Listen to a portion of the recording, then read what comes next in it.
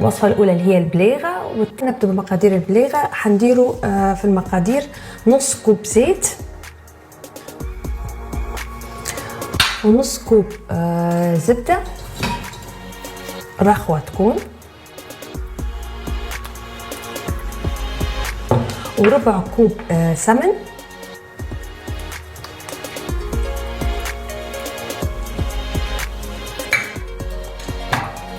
نص كوب حليب حكية،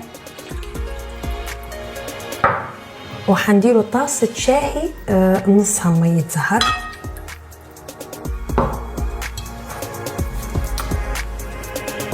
وعندي حندير كوبين دقيق،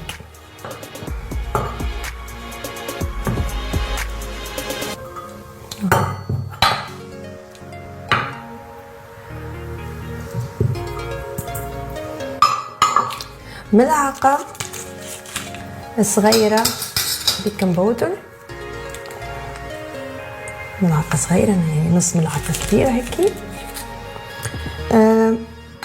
الحشو بتاعنا طبعا حيكون حلقوم. انا عجنتها انا بزهر وشوية جلجلان ولوز خزيني، ودرت اصابع هذا بعدين. طبعا نديروا عجينتنا لان حنعجنوها ونخلوها شوية ترتاح قبل ما نفردوها.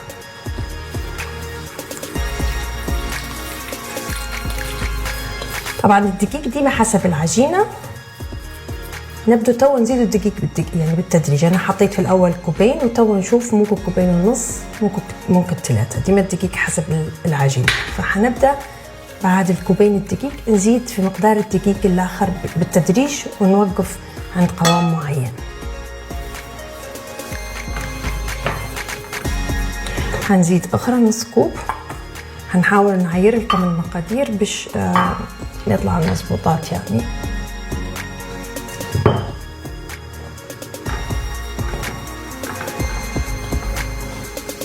هيك تقريبا خدت 3 كواب، يعني 3 كوب ضيفوه بالتدريج زي ما قلت لكم لعند ما تحصلوا على قوام العجينة المطلوب، عشان ما تطلعش منكم ناشفة زيادة عن اللزوم. خلاص هذا قوام كويس. هنخليها شوية ترتاح. بعد ما ترتاح هنوريكم كيف حنفتحوها وكيف نحطوا فيها الحلقوم.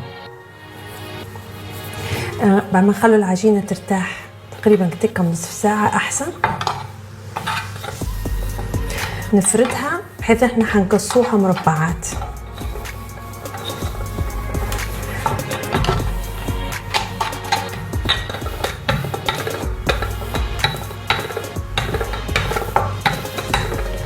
هنحاول نطلع منها مربعات.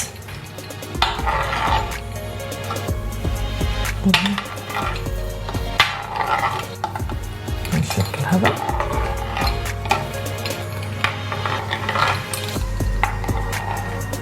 تقريبا هيك.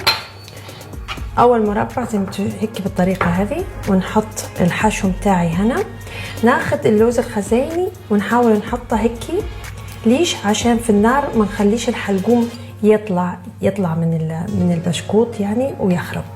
وبعدين نسكر، بس ما نخليش طويل واجد.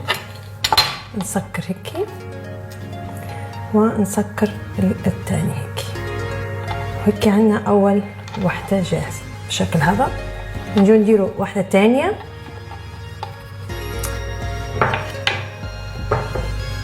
ممكن تحشوا تمر، يعني يا تمر يا حلقوم. نحط الجوز هنا،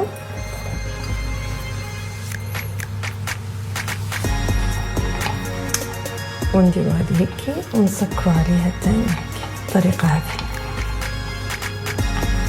حنستمر نكمل عقاب المقدار نتاع العجينة كلها، ونحطوها في الفرن درجة حرارة نتاع 180 لحد ما تتحمر كويس.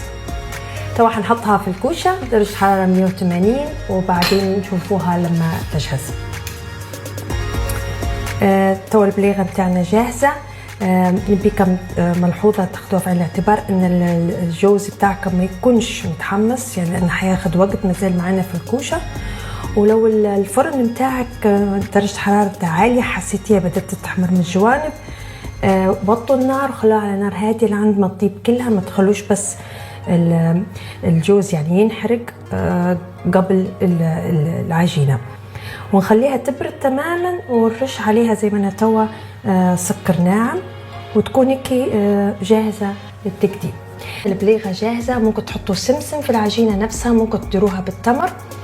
ان شاء الله تجربوها على العيد وتقولوا لي رايكم على الفيسبوك وعلى الانستغرام من كيتشن ولا كيك، وتابعوني بكره على قناتنا 218.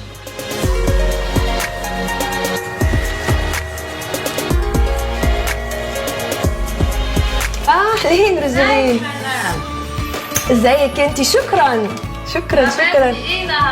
اليوم عملت لك كعك العيد وهذه لك انتي، وانتي طيبة. ألف شكرا. العفو.